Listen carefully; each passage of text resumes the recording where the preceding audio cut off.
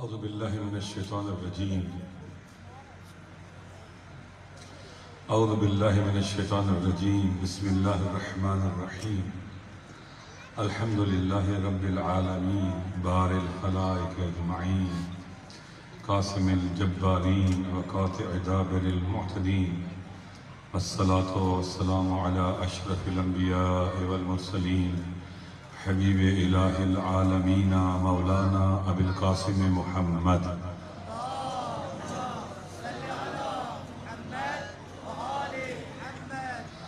وعلى آله الطيبين الطاهرين المعصومين المظلومين لا سيما بقية الله في العالمين. امام زمانہ بدل بھیجے.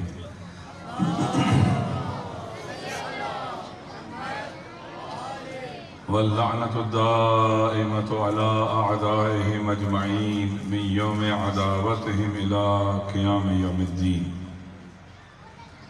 أما بعد،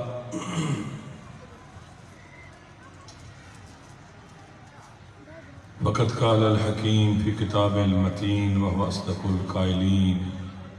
أعوذ بالله من الشيطان الرجيم. بسم الله الرحمن الرحيم.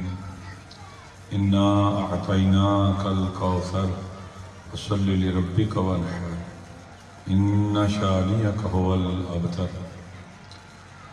صدق الله العلي العظيم. السلام عليكم ورحمة الله وبركاته. خدا متعال کی بارگاہ میں دعا ہے کہ وہ ہماری اس مجلس کو، اس محفل کو، اس اجتماع کو اپنی عبادت قرار دے، اسے اپنے قرب کا وسیلہ بنا دے. وہ قادر مطلق اور فیاض مطلق ہے. اس کی بارگاہ میں دعا ہے کہ وہ زباں پر ایسے لفظ لانے کی توفیق بخشے جس میں اس کی رضا اور خوشنودی اور امام زمانہ کی تائید شامل ہو. ایک بار پھر سے اپنی زبانوں کو معطر کرے محمد والے محمد بدرود بھیج کر.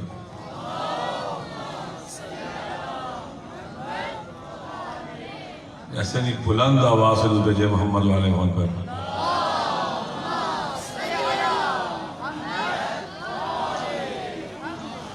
آغاز سخن میں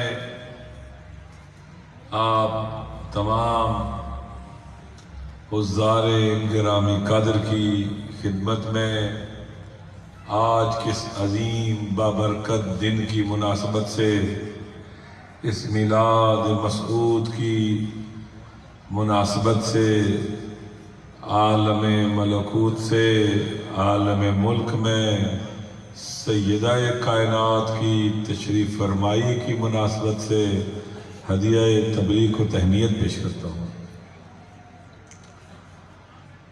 آج کا دن بہت خوشیوں والا دن ہے، بہت ہی بابرکت دن ہے. ایسی ہستی کی اس عالم میں تشریف فرمائی کا دن ہے جنہیں ہماری روایات میں لیلۃ القدر کہا گیا ہے.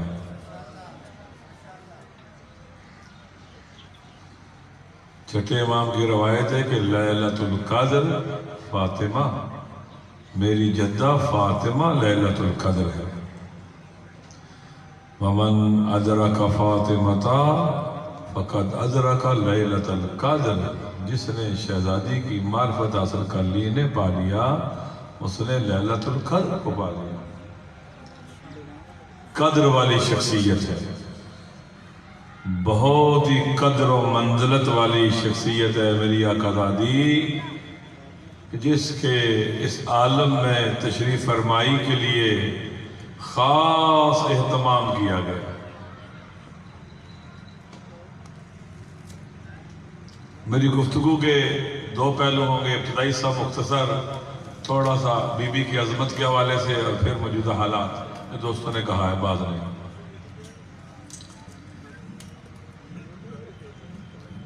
بی بی کی نسبتوں کے حوالے سے ہم سب آگاہ ہیں کہ کتنی عظیم نسبتوں کی حامل ہے میری شہزادی.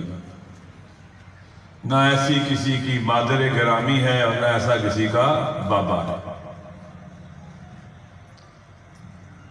ماں بھی بے مثال، بابا بھی بے مثال. جس گھر میں، خاندان میں، قبیلے میں تشریف لائیں وہ بھی عظیم خاندان اور قبیلہ ہے۔ میں چاہتا ہوں کہ خود بی بی کی ذاتی حوالوں سے کچھ باتیں عرض کر دوں۔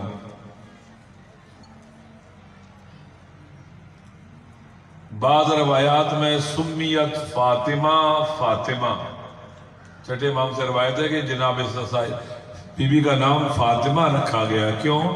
لِأَنَّ الْخَلْقَ فُتِمُوا عَنْ مَعْرِفَتِهَا، بی بی کا مقام اور مرتبہ اس قدر بلند ہے، اس قدر بلند ہے میری شہزادی کی شخصیت کہ خلق کہا ہے، ساری مخلوق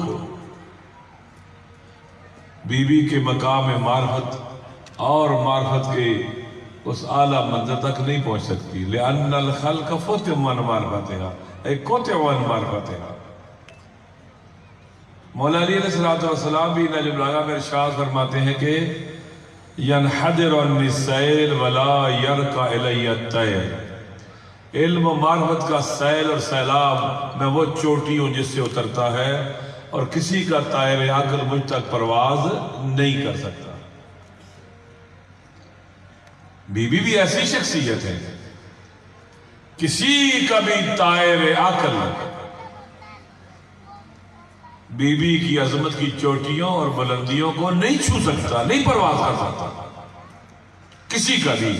لِأَنَّ الْخَلْقَ کہا ہے، نہیں کہا لِأَنَّ النَّاسِ، لِأَنَّ الْخَلْقَ فُتِمُوا عَنْ مَعْرِفَتِهَا، ساری کائنات کی مخلوقات بی بی کے مقام معرفت تک پرواز ان کی عقلیں نہیں کر سکتی۔ دلیل کیا ہے؟ ایک تو خود روایت دلیل ہے، اور بعض روایات میں جب غور و فکر کیا جائے تو انسان کی عقل عاجز آ جاتی ہے انہیں سمجھنے کے لیے۔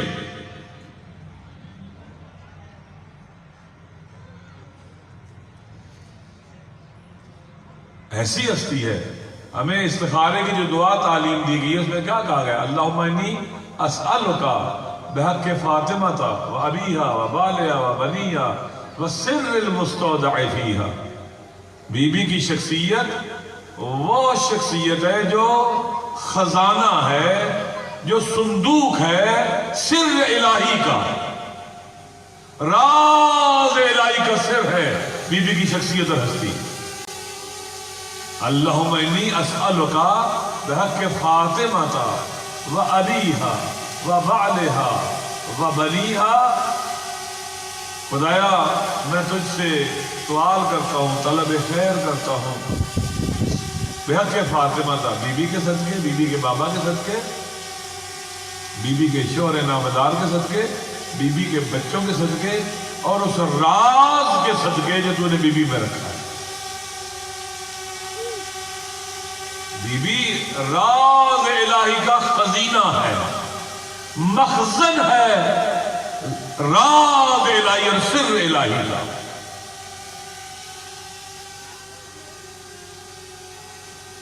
لہذا اللہ کے نبی جب آتے ہیں کبھی بی بی کے ہاتھ چومتے ہیں، پیشانی کو چومتے ہیں، پوری پیشانی کو چومتے ہیں۔ اتنا جو عشق اور علاقہ ہے رسول پاک کا، یہ عام طور پر بیٹیوں سے کئی مافوق ہے۔ بی بی اگر آ رہی ہے روایت ہے کہ قام الیہا، قام الیہا کا معنی کیا کہ رسول پاک جیسے بندہ دوڑ پڑتا ہے، چل پڑتا ہے، اگر بی بی آتے ہوئے دیکھتے تو چل پڑتے اپنی جگہ کو چھوڑ کر، قام الیہا، گویا چل پڑتے ہیں، دوڑ پڑتے ہیں کہ میری بیٹی آ رہی ہے۔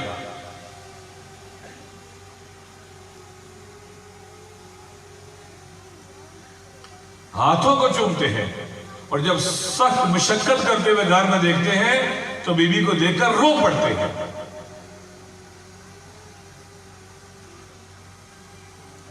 بی بی کی معرفت تک کسی کا طائر عقل پرواز نہیں کر سکتا۔ ایک روایت اور اس کے بعد دوسرا موضوع شروع کر دیتا ہوں کہ یہ روایت مضمون کے اعتبار سے تقریباً متواتر ہے، اہل تشیع نے بھی نقل کی ہے، اہل سنت نے بھی نقل کی ہے۔ لفظ ممکن ہے کہیں رب کی جگہ پر اللہ آ جائے، فرق ہو جائے اس میں۔ حدیث ہے کہ ان اللہ یا ان الرب یغضب لغضب فاطمہ و یرضا لرضاها، اللہ تعالی یغضب لغضب فاطمہ، فاطمہ جہاں غضبناک ہو وہیں خدا غضبناک ہو جاتا ہے، جہاں فاطمہ راضی ہو وہیں خدا راضی ہو جاتا ہے۔ ضرور پڑھ لے محمد والے محمد پر۔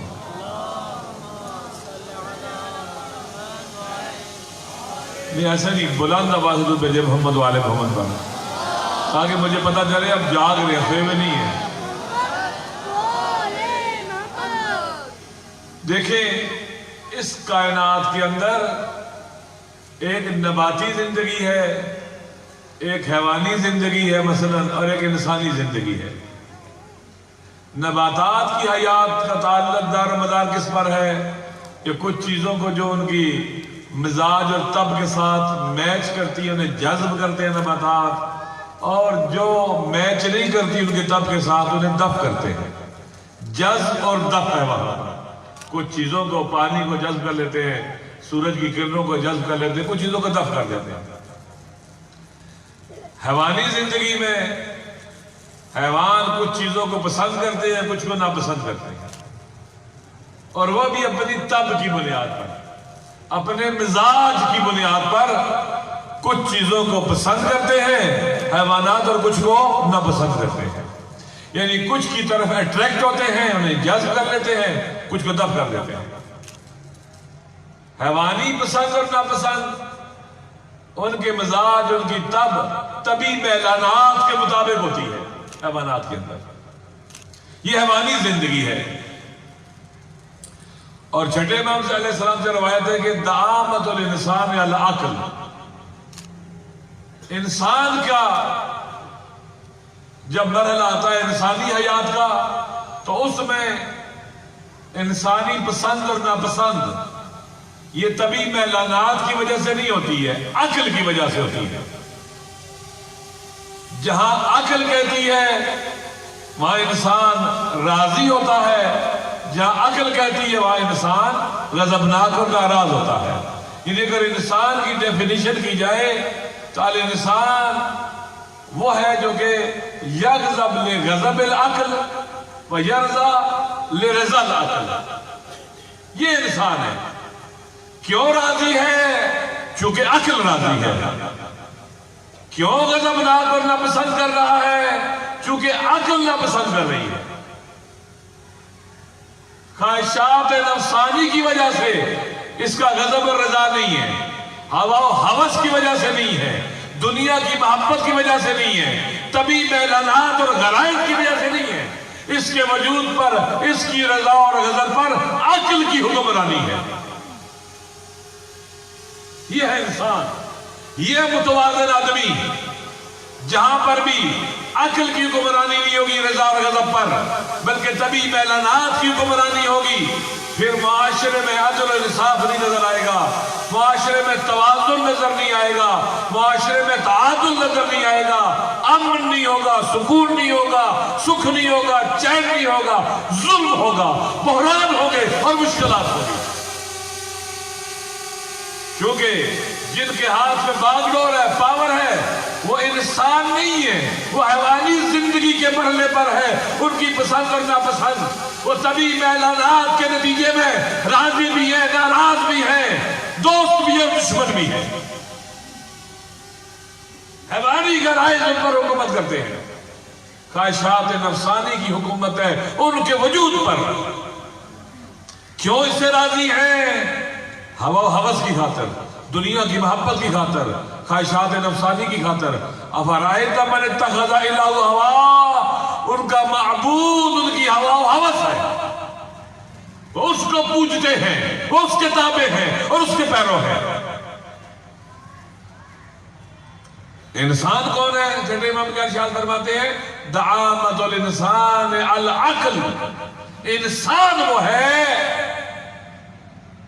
جس کے اوپر اس کے قہر و غضب کی حکومت نہ ہو، ہوا و ہوس کی حکومت نہ ہو، اس کی عقل حکومت کرے تمام کے تمام اس کے وجود کے اوپر۔ ریاضت کرنی پڑتی ہے مقام انسان تک پہنچنے کے لیے۔ ہم اپنی زندگی کا محاسبہ کریں نا، شب و روز کو دیکھیں، کہاں ہم پسند کرتے ہیں تو عقل وہاں پر ہمیں حکم کرتی ہے کہ پسند کر لو، اور غضبناک اور ناراض ہوتے ہیں تو عقل کی وجہ سے ذاتی میلانات نہیں ہوتے، ذاتی خواہشات نہیں ہوتی، ذاتی انا، غرور اور تکبر نہیں ہوتا۔ یہ قیدی ہے انسان اپنی ہوا حوث کا اور اپنے طبی میلانات کا، کہتا پھر آپ کو انسان ہے اور اندر سے مست شدہ ہے۔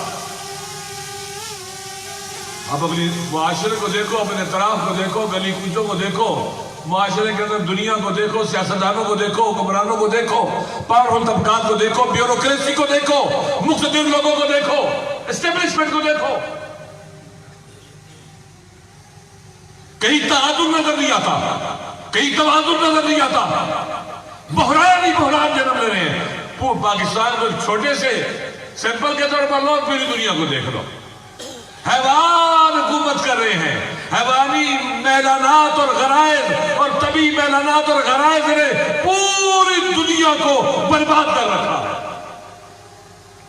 لوٹ رہے ہیں انسانوں کو، قتل و غارت گری کر رہے ہیں، چیر پھاڑ کر ان کے ٹکڑے کر رہے ہیں۔ یہ ویسی درندے ہیں، اندر سے مست شدہ ہے، مست شدہ، جس کے وجود پر عقل حکومت نہ کرے وہ حیوان ہے، وہ حیوانوں سے بدتر ہو جاتا ہے۔ پھر اولئک کالانعام بل ہم اضل اولئک هم الغافلون، یہ حیوانوں کی طرح ہے بلکہ ان سے بھی بدتر ہے، یہ غافل ہے، یہ غافل ہے۔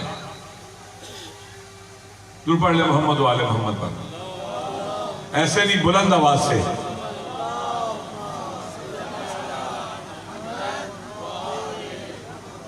ایسے نہیں، پھر درود بھیجے محمد و آل محمد پر بلند آواز سے۔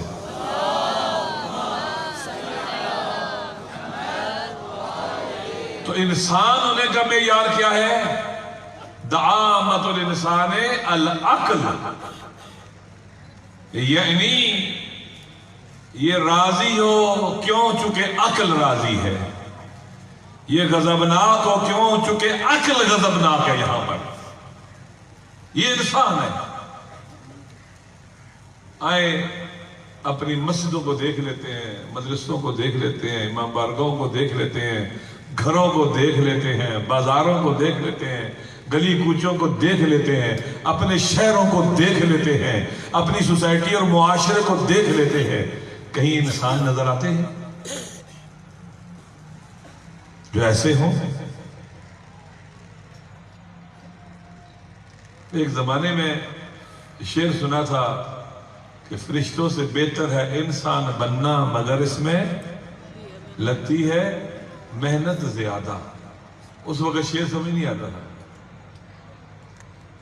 فرشتوں سے بہتر ہے انسان بننا مگر اس میں لگتی ہے پڑتی ہے محنت زیادہ، بغیر ریاضت کیے ہوئے۔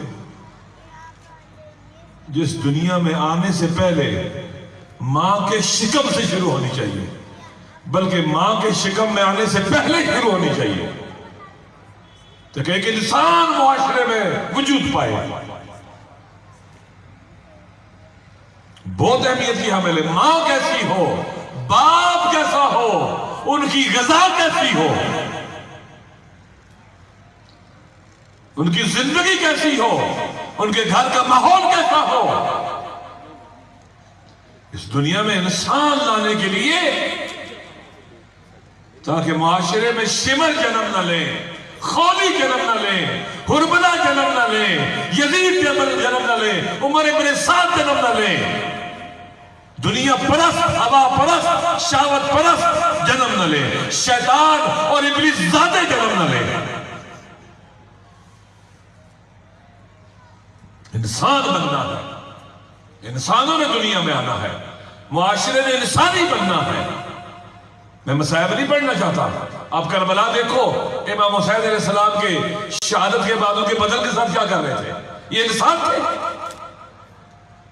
یہ انسان تھے، بظاہر نماز بھی پڑھتے تھے، اذانیں بھی دیتے تھے، نماز با جماعت پڑھتے تھے، یہ درندے، یہ بھیڑیے، یہ شیطان،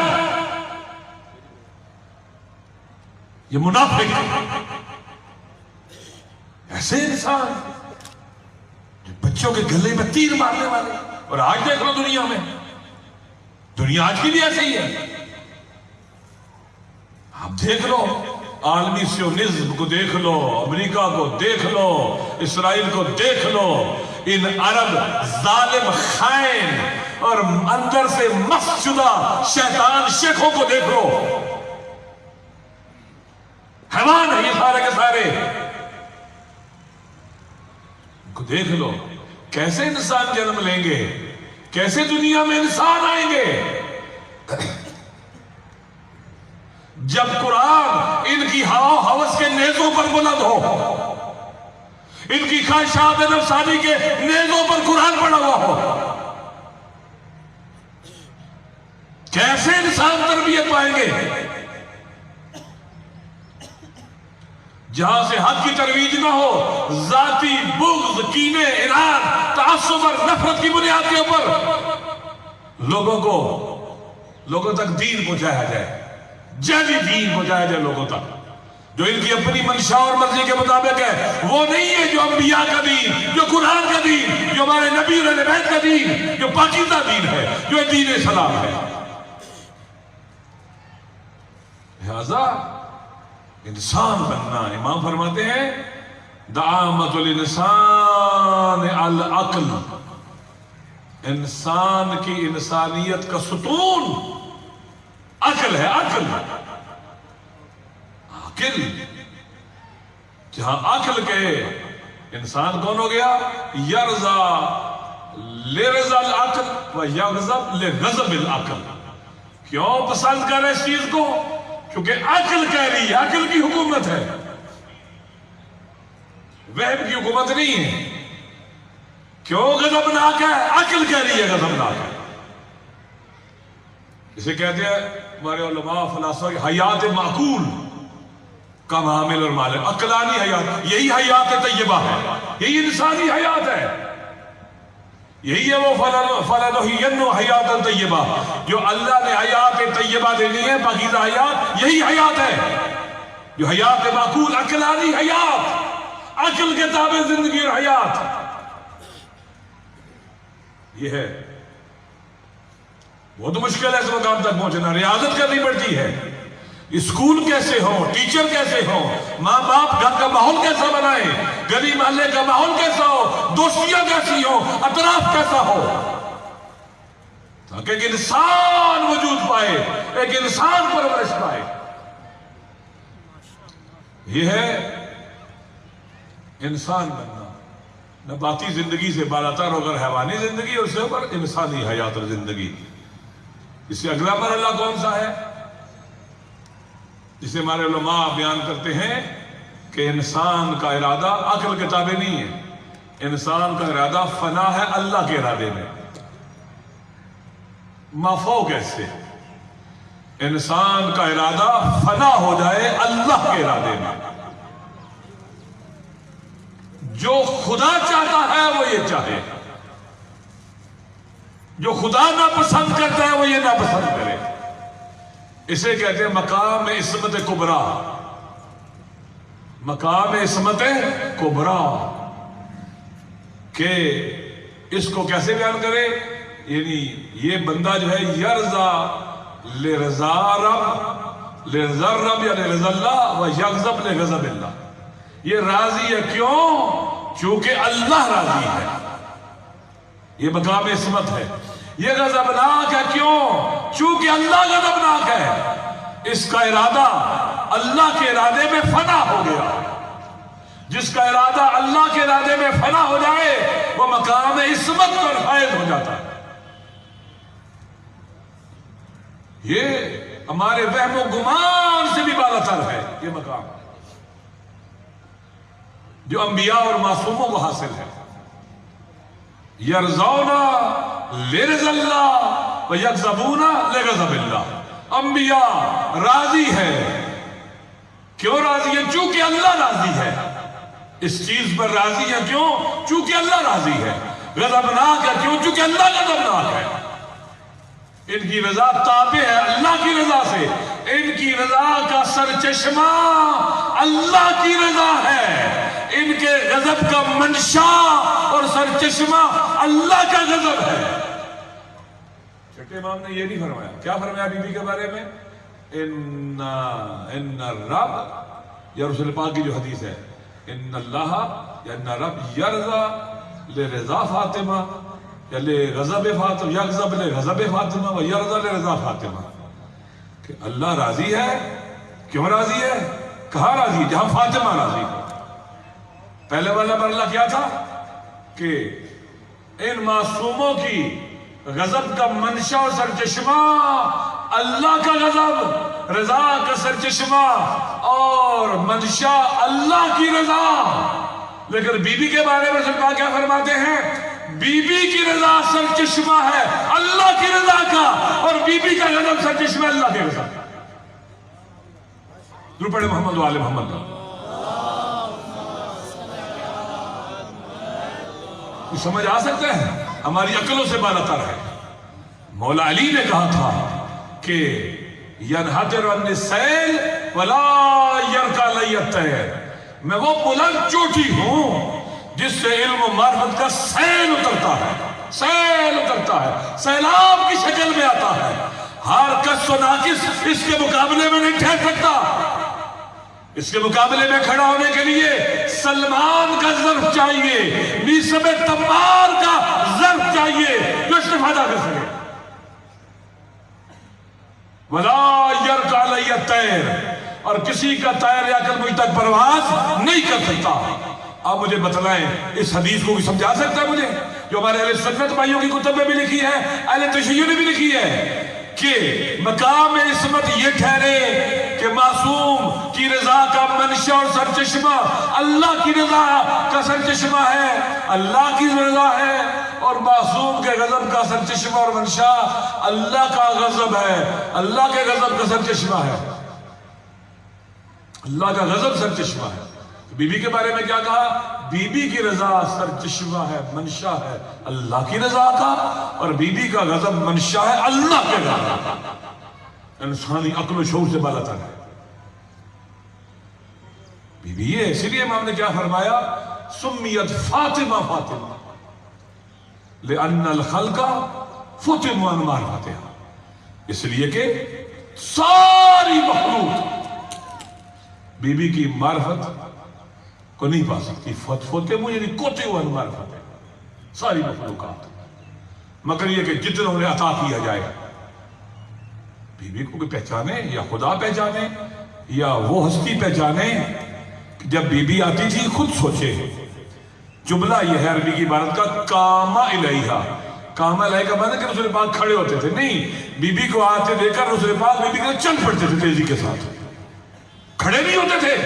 کاما الیہا، گویا تیزی سے چل پڑتے تھے بی بی کی طرف. بی بی آ رہی ہے، فاطمہ تو زہرا آ رہی ہے.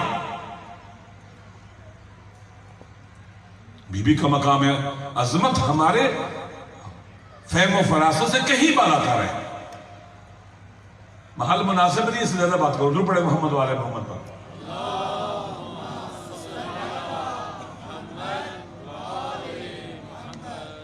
بہرحال دوستو، گفتگو ایک پہلو یہ تھا.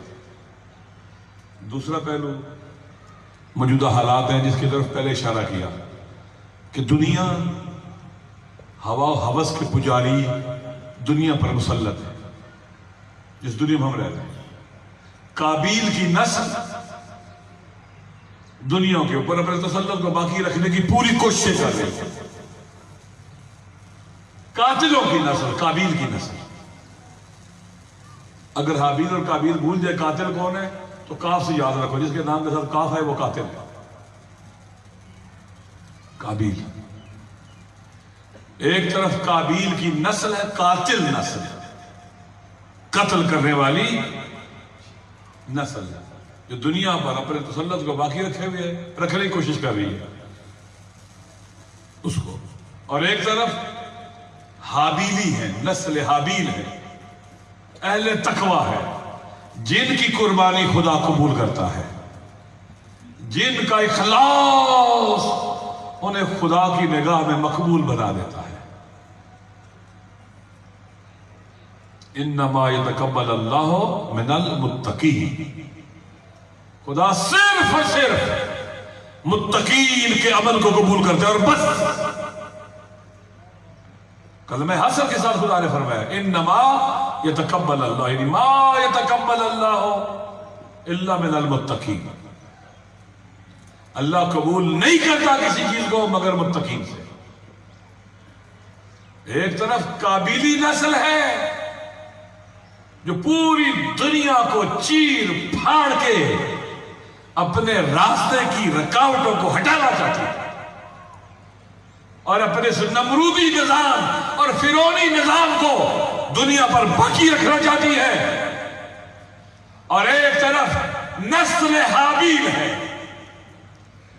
شہیدوں کی نسل ہے، عاشورائیوں اور کربلائیوں کی نسل ہے، جو دنیا کے یزید زادوں کے مقابلے میں، ابلیس زادوں کے مقابلے میں، فرعون زادوں کے مقابلے میں، نمرود زادوں کے مقابلے میں، قارون زادوں کے مقابلے میں، شداد زادوں کے مقابلے میں میدان میں ثابت قدم اور حاضر ہیں، اور ٹکرا رہے ہیں ہم سے۔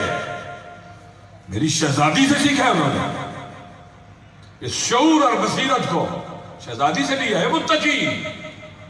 ابھی تھوڑی دیر پہلے شہید قاسم سلیمانی کے بارے میں ٹیب نیوز پیش کر رہے تھے، وہ اسی نسل کا ایک عظیم مبارز تھا، متقین کی نسل، نسل حابیل سے تعلق رکھنے والا، ظلم استبداد سے نفرت کرنے والا،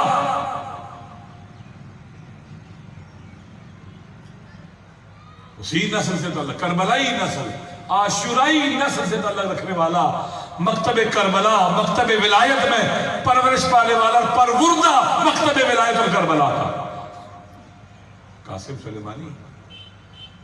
ہم اس دور میں ایک ٹکراؤ اس وقت شدید، نسل حابیل کا نسل قابیل سے، کربلائیوں کا زمانے کے یزیدوں سے،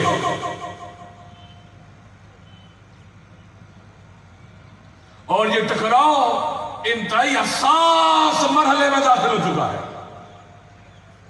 حساس مرحلے میں۔ فیصلے کی گھڑی قریب ہے،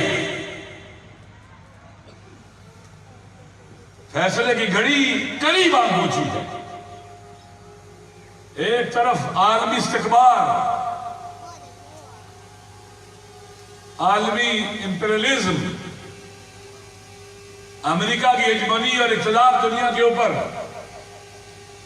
اس کے ستونوں میں گہری دھراڑیں پڑ چکی ہیں اور ٹوٹ رہے ہیں، شکست کھا رہا ہے۔ شکست دینے والا کون ہے؟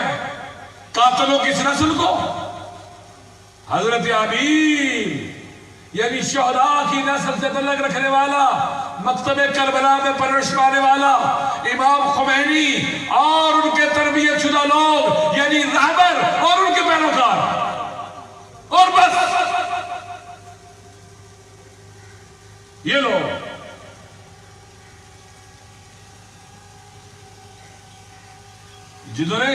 جو ان کے سامنے میدان میں کھڑے ہوئے ہیں، حساس مرحلے میں ٹکراؤ ہے، بالکل خدا نہ کرے کہیں جنگ صفین کا تکرار ہو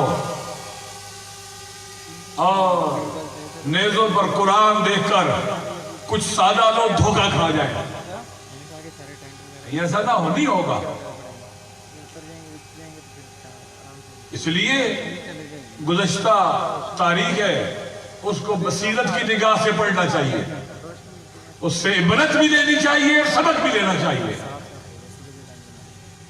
کہ کیوں کر امام کے گلے میں رسی ڈالی جاتی ہے اور اسے دربار میں لے جاتے ہیں، کیوں امام کا گلا کاٹا جاتا ہے اور پھر امام کے گلے میں توپ ڈال دیے جاتے ہیں، کیوں اہل بیت کے گھروں کو آگ لگتی ہے، ان کے خیموں کو لوٹا جاتا ہے، کیوں؟ یہ ٹکراؤ علامہ اقبال نے کیا خوبصورت کہا ہے، ستیزہ کار رہا ہے ازل سے تا بروز، چراغ مصطفی سے شرار بولہبی، شرار بولہبی، یہ آتش شر، یہ ہوا و ہوس کی آگ، یہ دنیا پرستی کی آگ جس میں آل رسول کے خیمے جلائے گئے، وہی نسل ہوا ہوس کی آگ لے کر، اس کے شعلے لے کر ہماری پاک سرزمین میں انہوں نے ڈیرے جمائے ہیں، آگ لگانے کے لیے، اپنے قہر و غضب کی آگ میں جلانے کے لیے، اپنی خواہشات نفسانی کی آگ میں جلانے کے لیے وہ یہاں خطے میں آئے ہوئے ہیں۔ مقابلے میں کون اٹھا؟ امام خمینی اور ان کا خلف صالح، ہمارا آغا، ہمارا رہبر، اس زمانے کا سب سے بڑا قائد اور رہبر۔ پوری دنیا کے رہبروں کو دیکھو، کمپیریٹیولی موازنہ کر کے دیکھو، کوئی ہے دنیا میں اس شریف، غیرت مند، حکیم، عارف، عالم، حکیم، مدبر فقیہ کے اس مقابلے میں کسی کے پاس ہے قائد ایسا؟ نہیں ہے۔ اس وقت الحمدللہ یہ جو ٹکراؤ ہے، یہ نسل آبیل کے جہاں باطنی طور پر ہمیشہ حق میں رہا ہے، ظاہری طور پر بھی حق میں ہے، حق میں ہے، اور وہ شکست کھا رہے ہیں۔ مجھے ٹائم کا نہیں پتہ، ضرور پڑھ لیں محمد والے محمد پر، تاکہ میں بات تو نہیں ایک ایسے درود نہیں پڑھے نا، پھر میں بھی تاکہ بات کروں، اس کو آدھا تو پڑھے۔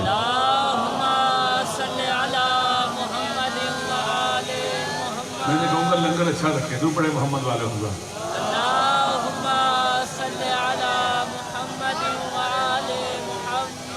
دیکھیں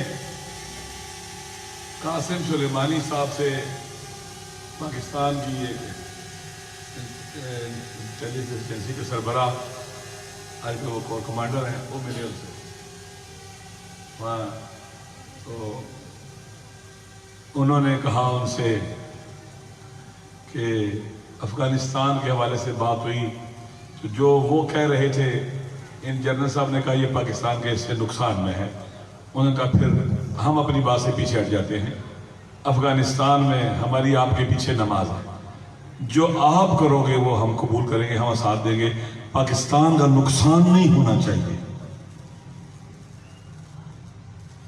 جب انہوں نے یہ کہا تو یہ بہت ہی حیرت زدہ ہو گئے، بہت نیگیٹو آدمی ہے۔ انہوں نے جواباً کہا ان سے کہ ہمیں معلومات ہے کہ امریکہ ممکن ہے آپ پر حملہ کرے، اور ممکن ہے کوئی عرب ملک آپ پر حملہ کرے، تو ہم آپ کو گارنٹی دیتے ہیں، ضمانت دیتے ہیں کہ اپنی زمین آپ کے خلاف استعمال نہیں ہونے دیں گے، نیوٹرل رہیں گے۔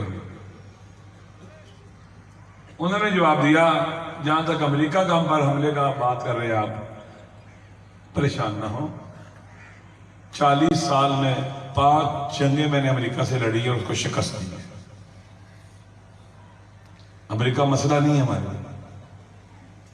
جہاں تک کسی عرب ملک کے حملے کا تعلق ہے کہ وہ شیشے کے گھر میں بیٹھ کر مفہوم مضمون یہ بات کا ہمارے ساتھ 1 گھنٹہ بھی نہیں لڑ سکتے، اور جہاں تک پاکستان کا تعلق ہے، پاکستان پر اگر حملہ ہوا،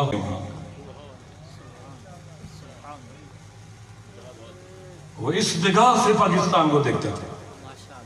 یہ کربلائی نگاہ ہے، عاشورائی نگاہ ہے، میٹرلسٹک اور کیپٹلسٹ نگاہ نہیں ہے، مفادات رکھنے والوں کی نگاہ نہیں ہے، یہ وہ نگاہ جو صرف اور صرف حق کو دیکھتی ہے اور بس،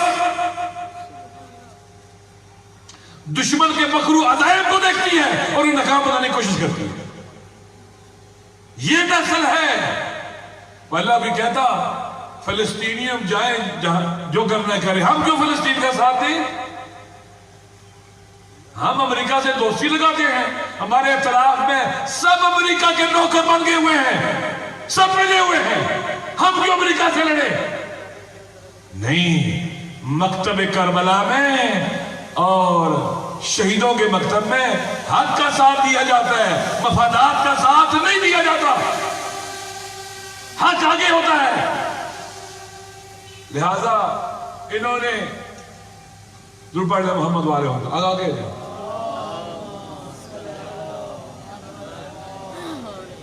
بلند آواز سے بھیجے محمد والے ہوں۔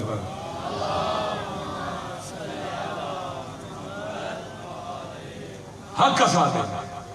جس مرحلے میں دنیا اس وقت ہے، حساس مرحلے میں ہے، وہ دشمن اب گریٹر اسرائیل بنانے کے لیے زمینوں پر قبضہ نہیں کر سکتا، اس کا سنچری آف ڈیل شکست کھا گیا ہے۔ شام کو توڑنے کا منصوبہ ناکام، عراق توڑنے کا منصوبہ ناکام، یمن پر قبضے کا منصوبہ ناکام، یہ سارے منصوبے ناکام ہو چکے ہیں۔ 7,000 ارب ڈالر سے زیادہ خرچ کر کے بھی ناکام، شکست کھا چکا ہے، شکست۔ اس کی روب اور حیبت اور دبدبے کی باتوں کو نہ دیکھا کرو، جب بھی وہ ضرورت سے زیادہ روب ڈالنے کی بات کرے سمجھو اندر سے اور کمزور ہو گیا۔ یہ گاؤں کے چودھری کی طرح ہمارے پٹواری میں کہتے ہیں دبکے سے کام چلانا چاہتے ہیں، ڈرا ڈرو کے کام چلا لو۔ وہ زمانہ گزر گیا، ڈرنے والے وہ تمہاری ہی نسل سے تھے، ہم کربلائی اور عاشورائی نسل ہے۔ ہم نے اپنے آپ کو دوبارہ پایا ہے امام خمینی کے ذریعے، انقلاب کے ذریعے، کربلا کے ذریعے، رہبر کے ذریعے۔ ہم نے اپنے آپ کو دوبارہ سے پایا، نئی حیات اور زندگی پائی ہے، ایسی حیات اور زندگی جس کا راستہ عزت کا راستہ ہے، جس کا راستہ انبیاء کا راستہ ہے، جس کا راستہ غیرت اور حمیت کا راستہ ہے، جو راستہ شریفوں کا راستہ ہے۔ اس راستے پہ چل نکلے، ذرا خوف نہیں، ذرا ڈر نہیں، ذرا پشیمانی نہیں، ذرا ناامیدی نہیں، اور اسی لیے ہمیں دبایا بھی جاتا ہے۔ لہذا دشمن شکست کھا رہا ہے، کمزور ہو رہا ہے، یہ وقت ہے۔ پاکستان بہت اہم ہے، ہمارے اوپر پاکستان میں کیوں دباؤ ڈالا جاتا ہے؟ ہم اس لیے دباؤ کا شکار ہیں، ہم امریکہ کے مخالف ہیں، ہم اسرائیل کے مخالف ہیں، ہم امریکہ کے مزدوروں اور ایجنٹوں کے مخالف ہیں، اس لیے ہمارے اوپر دباؤ ڈالا جاتا ہے۔ آپ مجھے بتائیں، خدا گواہ ان کو شرم آنی چاہیے، اور یہ قیامت کے دن رسوا ہوں گے، ان کی کوئی شفاعت کرنے والا نہیں ہوگا قیامت کو۔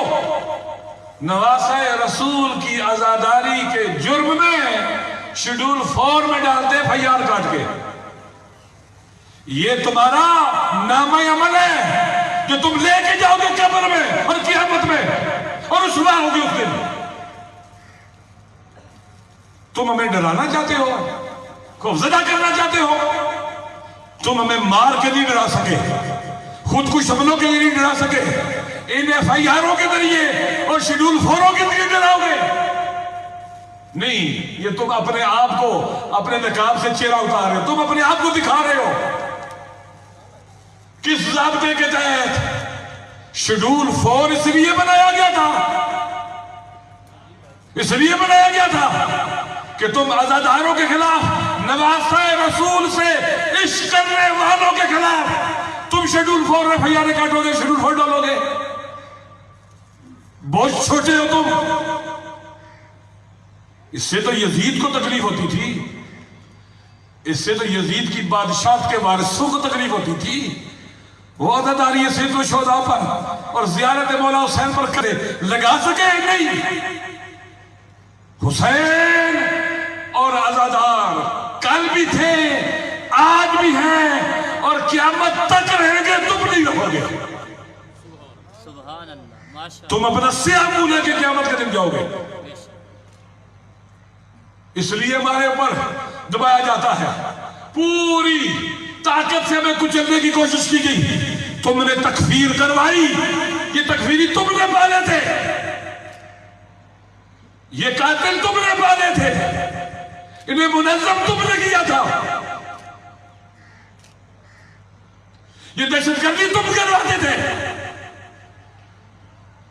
امریکہ کے کہنے پر، آل سعود کے کہنے پر، عالمی سیونزم کے کہنے پر، دنیا کے شیطان زادوں کے کہنے پر تم کرواتے تھے۔ وہ فیض تم ناکام ہو گئے، ہم جیت گئے، ہم سرخرو ہو گئے اس مرحلے میں، اس میں بھی ہوں گے انشاءاللہ، اس میں بھی ہوں گے۔ تم نے کربلائیوں کے شعور کو نہیں دیکھا، بصیرت کو نہیں دیکھا، پہلے آزمایا، شکست کھائی سب نے، اب بھی آزما لو، اب بھی آزما لو، ایک دن آئے گا یہ غیور کربلائی تمہارے ایوانوں کو محاصرے میں لیں گے، ان کا رخ کریں گے اور تمہیں چھپنے کی جگہ نہیں ملے گی۔ ہماری درسی گا کربلا کربلا حق کشیدہ راستہ کربلا کربلا یہ درسی کربلا کا ہے۔ بس بات کرنے دیں مجھے، یہ پنجاب کی حکومت، عجیب لگتا ہے کہ اس حکومت کے اندر بھی رانا ثنا کی روح آ گئی ہوئی ہے۔ اس حکومت کے اندر بھی ان لوگوں کی روح آ گئی ہوئی ہے جنہوں نے ماڈل ٹاؤن کا واقعہ رونما کیا تھا، وہی روح آ گئی ان کے اندر، بالکل وہی روح ان کے اندر آ گئی ہے۔ قاتلوں کی روح، ظالموں کی روح، حق کو پامال کرنے والوں کی روح، ظلم کرنے والوں کی روح ان کے اندر آ گئی ہے، بدروح ان کے اندر ہے۔ آپ دیکھ رہے ہیں چلیوٹ پرامن لوگوں کے اوپر، بوڑھوں کے اوپر، بچوں کے اوپر شرم کا مقام ہے۔ تمہیں اس لیے پاور دی گئی ہے، تمہیں اس لیے اختیار دیے گئے ہیں کہ اس کا مس یوز کر کے ظلم کرو۔ اگر یہ سلسلہ نہ روکا گیا اور ختم نہ کیا گیا تو پھر ہم پورے پاکستان سے اٹھیں گے اس کے خلاف۔ پھر ہمیں نہ کہنا آپ نے کہا نہیں تھا، پھر نہ کہنا ہم رسوا کریں گے تم سب کو۔ کوئی جرم نہیں کیا کسی نے، عزاداری سید و شدہ جرم ہے، یہاں گانے گانا، ناچنا، کنسرٹ کرنا جرم نہیں ہے، عزاداری سید و شدہ جرم ہو رہا ہے، یہ بند ہونا چاہیے، نہیں تو پھر آپ ہمیں اپنے ایوان کے سامنے اسلام آباد میں پاؤ گے، اپنے ایوانوں کے سامنے کوئی کراچی میں، لاہور میں پاؤ گے۔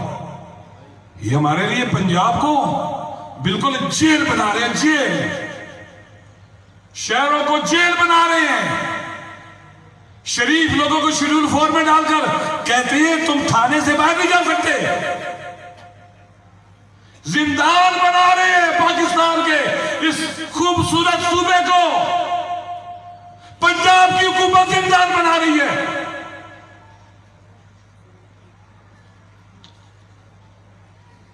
باتیں سیاستدانوں، یہ سیاستدان نہیں لگتے جو یہ کام کر رہے ہیں، پتہ نہیں یہ کیسے سیاستدان بن گئے ہیں، کہاں ہے حکومت؟ ہمارے صبر کا امتحان نہ لو۔ ہم اگر کسی کا ساتھ دیں تو باوفا ہوتے ہیں ساتھ دینے میں، اسے اوور برڈن بھی نہیں کرتے، کنٹرول کرتے ہیں، کنٹرول، اس لیے کہ ہم شریفوں کی نسل سے ہیں، ہم مفاد پرست نہیں ہیں۔ لیکن جب ہم آپ کے سامنے آئیں گے پھر ذہن میں رکھ لینا، پھر تمہارے لیے واپسی کا راستہ نہیں چھوڑیں گے۔ میں بزدار صاحب کو نصیحت کرتا ہوں، نصیحت کرتا ہوں، پنجاب میں یہ ڈرٹی گیم ختم کریں، اس گیم کو ختم کرو، اس گندی گیم کو ختم کرو، اس پاور کے مس یوز کو ختم کرو۔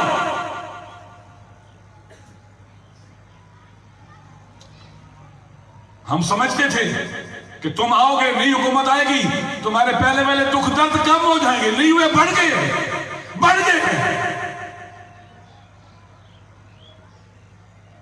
لہذا میں اپنی قوم سے بھی کہتا ہوں، ہمیں تیار رہنا ہوگا، ہمیں تیار رہنا ہوگا اس بدعت کا راستہ روکنے کے لیے، اس ظلم کا راستہ روکنے کے لیے ہم عزاداری سید الشہداء پر کسی قسم کی قدغن کو قبول نہیں کریں گے، اور قدغن لگانے والے کو ہم اس زمانے کا یزید سمجھتے ہیں۔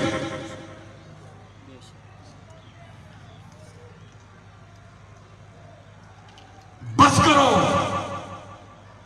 زبانوں پر تالے لگانے کی کوشش نہ کرو، گلے گھونٹنے کی کوشش نہ کرو، لوگوں کو بولنے دو، بولنے دو، نہیں تو کل جب تمہارے خلاف کچھ ہوگا تو بولنے والا کوئی نہیں ہوگا۔ ایسی رسم نہ ڈالو کہ کوئی بول نہ سکے۔ تمہیں پاکستان قبرستان کی طرح چاہیے، قبرستان کی طرح چاہیے جو ہو کا عالم ہو، مردے لگے لوگ، مردے مرے ہوئے لگے۔ تمہیں معاشرہ مردہ چاہیے، مردوں کی طرح چاہیے۔ تمہیں کربلا سے اس لیے تکلیف ہے، عزاداری سید الشہداء سے اس لیے تکلیف ہے کہ یہ بولنے کا حوصلہ دیتی ہے، جرأت دیتی ہے، شعور دیتی ہے، شجاعت دیتی ہے، اور لبوں سے لگے ہوئے تالے توڑ کے پرے پھینکتی ہے۔ تمہیں اس لیے تکلیف ہے۔ نہ بناؤ مادر وطن کو قبرستان، مت بناؤ، زبانوں پر تالے مت لگاؤ، مت کوشش کرو تمہاری مرضی کی باتیں ہوں، مت کوشش کرو۔ ہم 5 کروڑ سے زیادہ ہیں پاکستان میں، ہم نے لاشیں اٹھائے، ہم نے وطن کی ناموس پر آنچ نہیں آنے دی، ہم نے وطن کے قومی مفادات پر آنچ نہیں آنے دی۔ تم ہمیں اس جرم کی سزا دیتے ہو، صبر کی۔ یہ قائد اعظم کا پاکستان نہیں ہے، یہ علامہ اقبال کا پاکستان نہیں ہے۔ ہمارے لیے کوئی مودی بننے کی کوشش مت کرے۔ قائد اعظم کا پاکستان چاہیے ہمیں علامہ اقبال کا پاکستان چاہیے، اور بس، اور ہم لے کے چھوڑیں گے۔ بھول جاؤ، تم ہمیں گھروں میں بند کر سکتے ہو، ہماری گردنیں کاٹ سکتے ہو، ہمارے لبوں پر تالے نہیں لگا سکتے ہو۔ جب گردنیں کاٹو گے ہمارا خون بولے گا، ہمارا خون بولے گا۔ لہذا میں نصیحت کرتا ہوں وفاقی حکومت کو بھی اور صوبائی حکومت کو بھی کہ اس ڈرٹی گیم کو بند کرو، نہیں تو پاکستان کے شیعہ تم سے ہر الیکشن میں انتقام لیں گے، بلکہ تمام حسینی تم سے ہر الیکشن میں انتقام لیں گے، بدلہ لیں گے تم سے۔ اگر یہ ڈرٹی گیم بند نہ کی تو یہ مشہور ہیں پاکستان کے اہل تشیع اور حسینی، شیعہ سنی ہر چیز پر ممکن ہے کمپرومائز کر لیں، لیکن عزاداری سید الشہداء پر کمپرومائز نہیں کر سکتے۔ باقاعدہ پیڈ لوگوں کے ذریعے FIR کٹوائی جا رہی ہیں، پیڈ لوگوں کے ذریعے سرکار FIR کاٹ رہی ہے ہمارے لوگوں کے خلاف، سرکار کاٹ رہی ہے۔ جہاں پیڈ نہ ملے سرکار آ جاتی ہے، سرکار مدعی ہے ہمارے خلاف، اور بھائی ان کی عزاداری کے FIR سرکار نے کاٹی ہے، یہ سرکار ہمارے خلاف مدعی ہے۔ تو کیا حق رکھتی ہے سرکار کہ ہم اس کو ووٹ دیں؟ ہمارے اہل تشیع اور حسینی شیعہ سنی عزادار اس کو ووٹ دیں؟ تم خود راستے بند کر رہے ہو، خود راستے بند کر رہے ہو۔ پھر تمہارے لیے راستے نہیں کھلیں گے، یہ ذہن میں رکھ لو، نہیں کھلیں گے۔ تم اپنے پاؤں پر کلاڑی مار رہے ہو، اپنے پاؤں پر کلاڑی مار رہے ہو۔